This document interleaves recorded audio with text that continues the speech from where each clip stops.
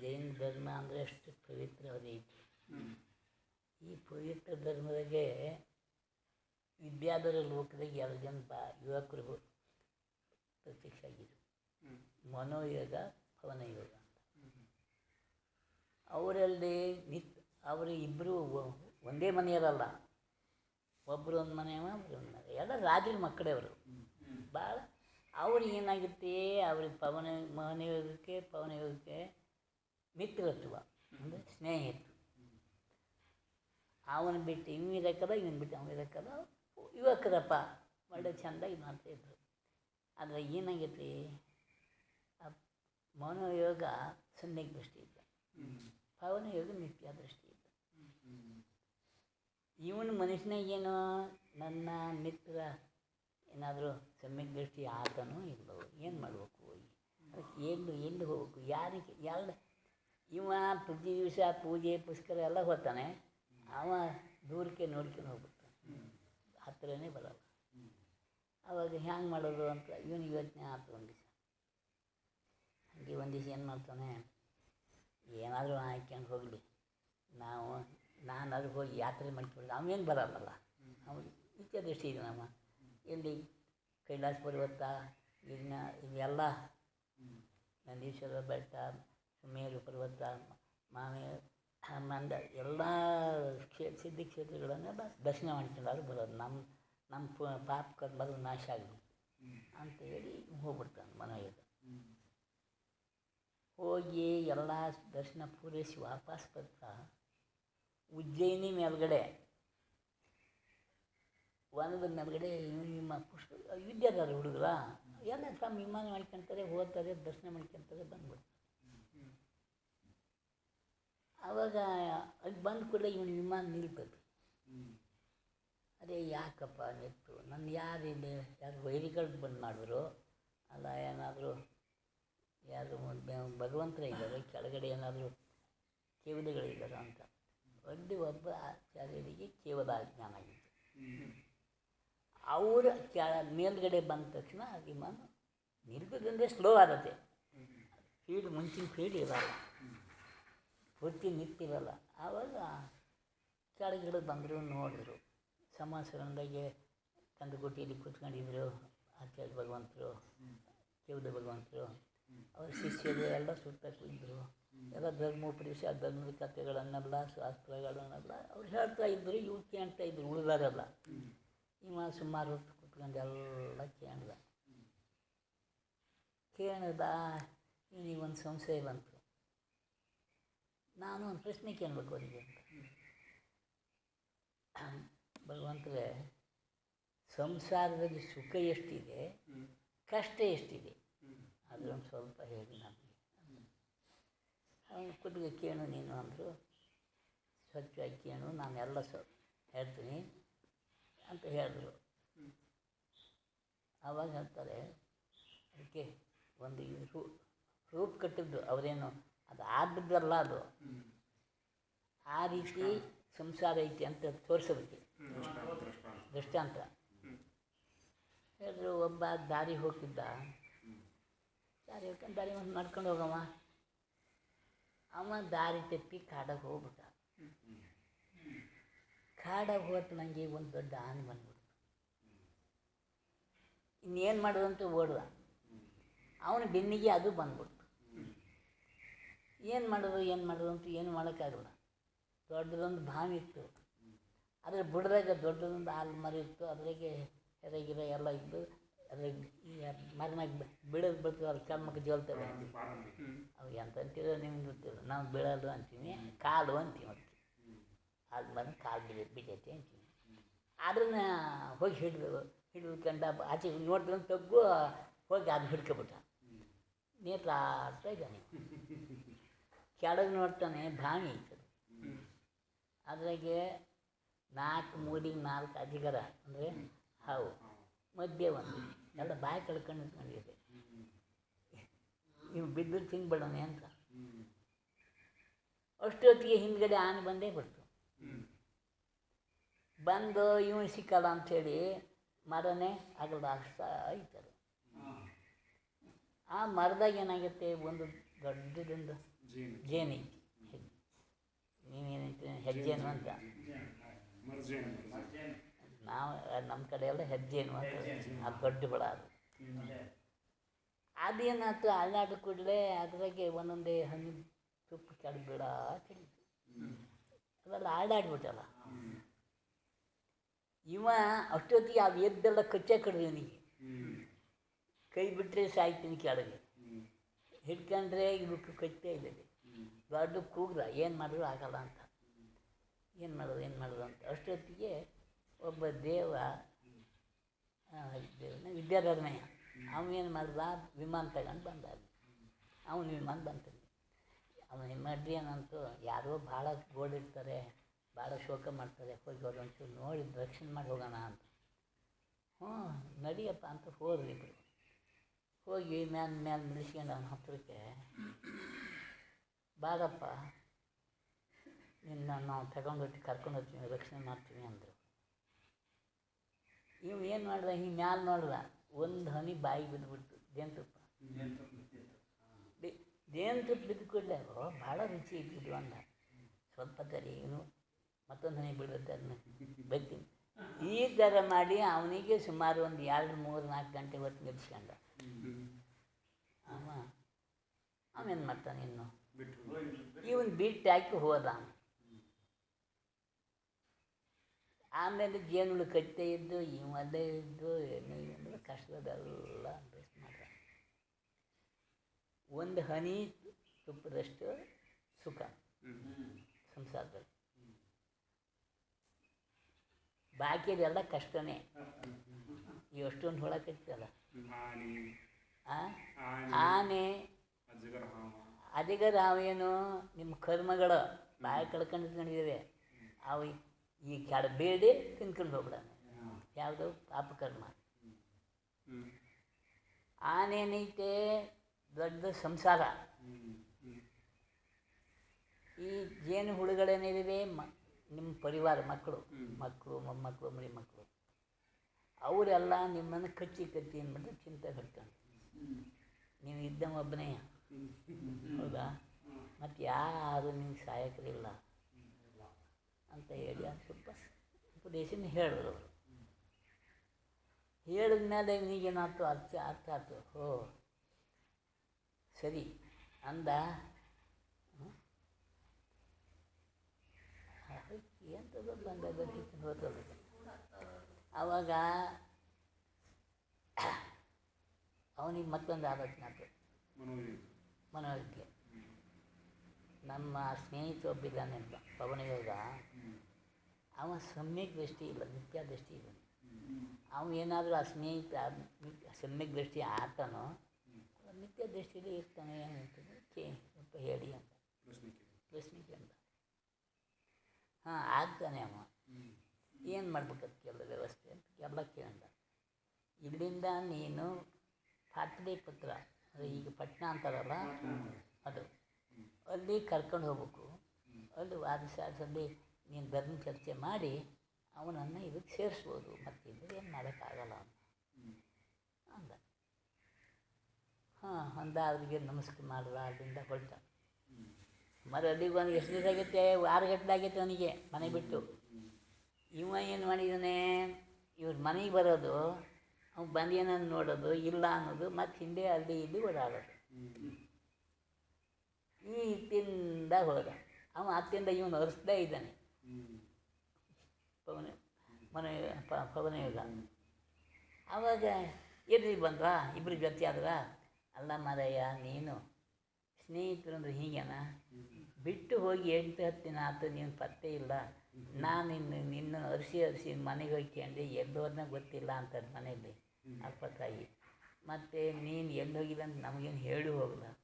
ನಾ ಎಲ್ಲಿ ಅಂತ ತೋರಿಸ್ಬೇಕು ಮಾರಯ್ಯ ನಿನ್ನ, ನೀನು ಹೀಗೆ ಮಾಡೋದನ್ನ ಅಂತ.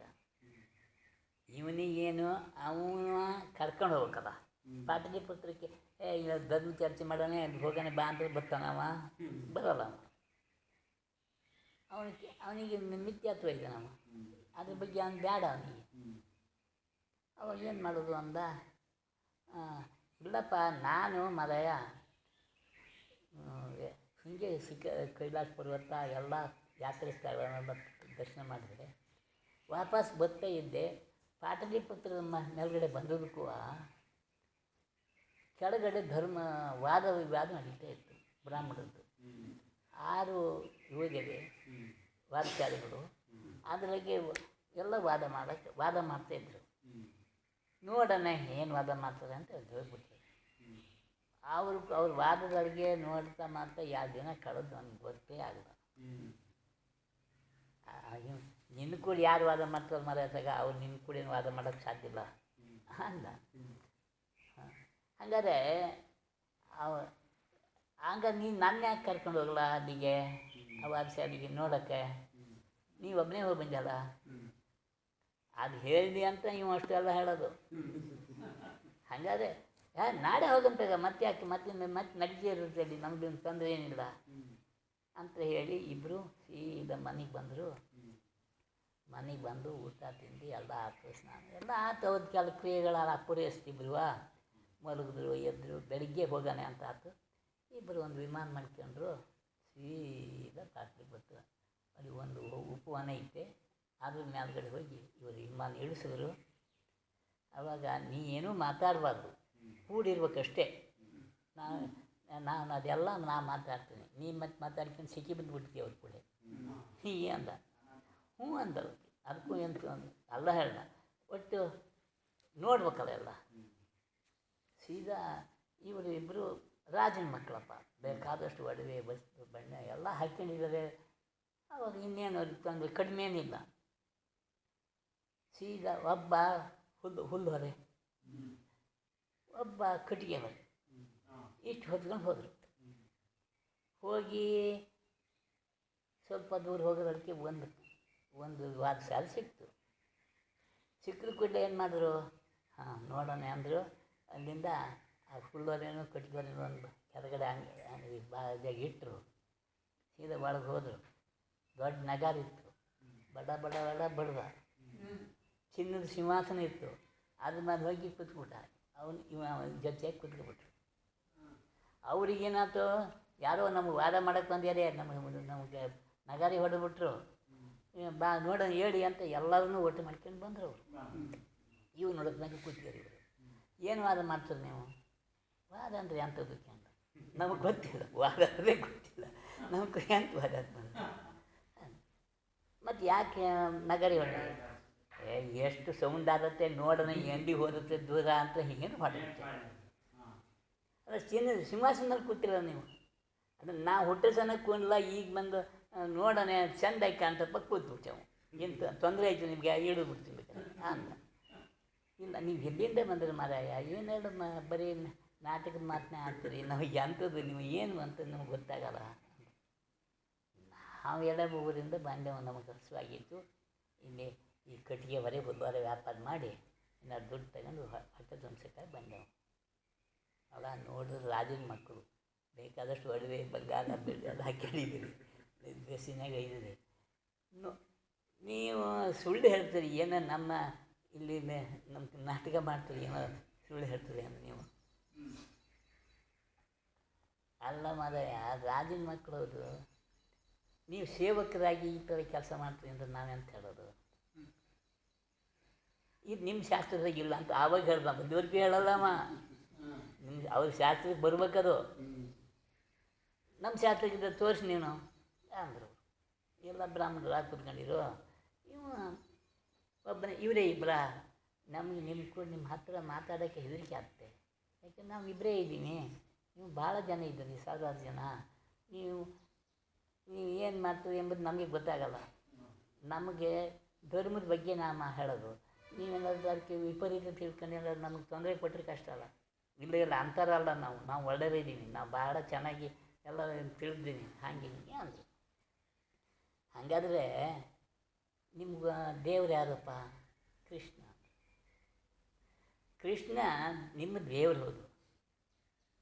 ಅವ ಧರ್ಮರಾಜನ ಅಪ್ಪಣೆ ತಗೊಂಡು ಸಂಧಾನಕ್ಕೆ ಕೌರವನಿದ್ದಲ್ಲಿ ಹೋದ ನಿಮ್ಮ ದೇವರು. ನಾವು ಬಡಪಾಪಿಗಳು ಹೊಟ್ಟೆ ಹಸುವಾಗಿ ನಾವಿಲ್ಲಿ ಬಂದು ಕಟ್ಟಿಗೆ ಹುಲ್ಲುವರೆ ಮಾರಿ ದುಡ್ಡು ತಗೊಂಡು ಯಾಕೆ ಊಟ ಮಾಡ್ಕೊಂಡಿರಬಾರ್ದು? ನಿಮ್ಮ ದೇವರೇ ಮಾಡಿದಾರೆ, ನಾವು ಬಡವರಪ್ಪ, ನಮ್ಮಂತೆ ಏನು ಶಕ್ತಿ ಐತೆ? ಅವಾಗ ಅವ್ರಿಗೆ ಮಾತೇ ಇಲ್ಲ, ಎಲ್ಲ ಬಂದಾಗ ಹಾಗೆ ನೋಡಿದ್ರು. ಅಲ್ಲಿಂದ ಎತ್ತು ಹಾಗೆ ಅವರು ಅವ್ರನ್ನ ತೋರಿಸಿದ್ನಲ್ಲ ಅವರಿಗೆ, ಸೀದಾ ಹೊರಟು ಭತ್ತ ಹಾಕ್ಯಂಡ್ರು. ಮತ್ತೆ ಅಲ್ಲಿಂದ ಬಿಟ್ಬಿಟ್ರು ಜಾಗ ಬಿಟ್ಟು ಸೀದಾ ಎಲ್ಲಿಗೆ ಹೋದ್ರು, ಅದೇ ಕಾಡಿಗೆ ಹೋದರು. ಆವಾಗೆಲ್ಲ ತೋರಿಸಿದ್ರು, ನೋಡಿ ನಿಮ್ಮ ಧರ್ಮದ್ದು ಏನೈತಿ ಅಂತ, ಬೇರೆ ಧರ್ಮದ್ದು ಅಂದ ಹೇಳ್ದ. ನಾಳೆ ದಿವಸ ಬೇರೆ ರೂಪು ಹಾಕ್ಕೊಂಡು ಹೋಗೋಣ ನಾವು, ದಿವ್ಸಕ್ಕೊಂದು ರೂಪ. ಅಲ್ಲಿ ಹಾಗೆ ಆ ಜಾಗಕ್ಕೆ ಹೋಗಲ್ಲ, ಮತ್ತೊಂದು ಬಾಗಿಲಿಗೆ ಹೋಗ್ತಾನಮ್ಮ. ಹಿಂಗೆ ರೆಡಿಯಾಗಿ ಹೋದರು, ಅಲ್ಲಿ ಹೋಗೋ ತನಕ ಹಿಂಗೆ ಹೋದರು. ಅಲ್ಲಿ ವಾದಶಾಲೆ ಸಿಕ್ತು.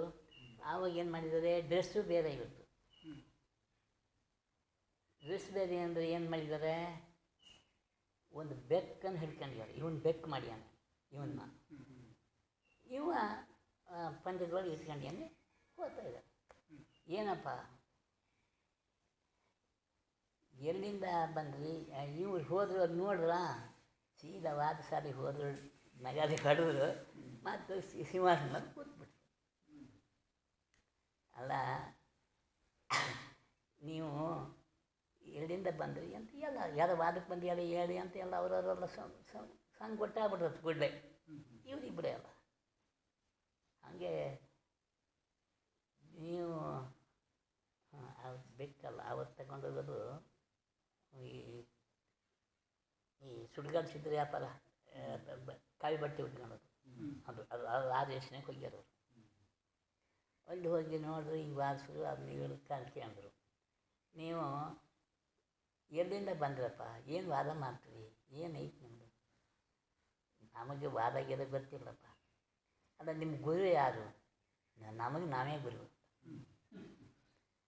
ಹಂಗೆ ಅಲ್ಲ, ಏನೆಲ್ಲ ನಾಟಕ ಮಾಡ್ತಾರೆ ಮರ, ನಮಗೆಲ್ಲ ನಮ್ಮೆಲ್ಲ ಮರಳು ಹರಿಸ್ತಿರಲ್ಲ, ಏನು ಸುಳ್ಳು ಹೇಳ್ತಿರಲ್ಲ, ಏನು ಇಲ್ಲಪ್ಪ, ನಾವೇನು ಸುಳ್ಳು ಹೇಳಲ್ಲ. ನಾವು ಹಿಂಗೆ ಬಂದೆವು, ಇಲ್ಲಿ ಕಾಣ್ತು ನೋಡಿದೆವು, ಏನಾದರೂ ಒಂದು ಜೀವನ ನಡೆಸ್ಬೇಕಲ್ಲ, ಅದಕ್ಕಾಗಿ ಬಂದಿದ್ದೀನಿ. ಏನಪ್ಪ ನಿಮ್ಮದು, ಏನು ಉದ್ಯೋಗ ಏನು? ನಾವು ಕುರಿ, ನಮ್ಮ ಅಪ್ಪ ಕುರಿ ಮೇಯಿಸ್ತಾ ಇದ್ದ. ನಾವೇನು ಮಾಡಿದವು, ಅವನ ಹಿಂದ್ಗಡೆ ಹೋಗಿ ಎಲ್ಲ ನೋಡ್ಕೆ ಬಂದೆವು. ಆವತ್ತು ಅವನಿಗೆ ಆರಾಮ ಇರಲ್ಲ. ನಮ್ಮ ಕೂಡ ಕುರಿಯ ಹೊಡ್ಕೊಂಡು ಬರೋಕ್ಕೆ, ನೋಡ್ಕೆ ಬರೋಕ್ಕಂತ ಬಿಟ್ಟು ನಮ್ಮಿಬ್ಬರನ್ನು ನಾವು ಹೊಡ್ಕೊಂಡು ಕಾಡಿಗೆ ಹೋದೆವು. ಕಾಡಾಗೆಲ್ಲ ಓಡಾಡ್ದವು, ಹೊಸು ಆಯ್ತು.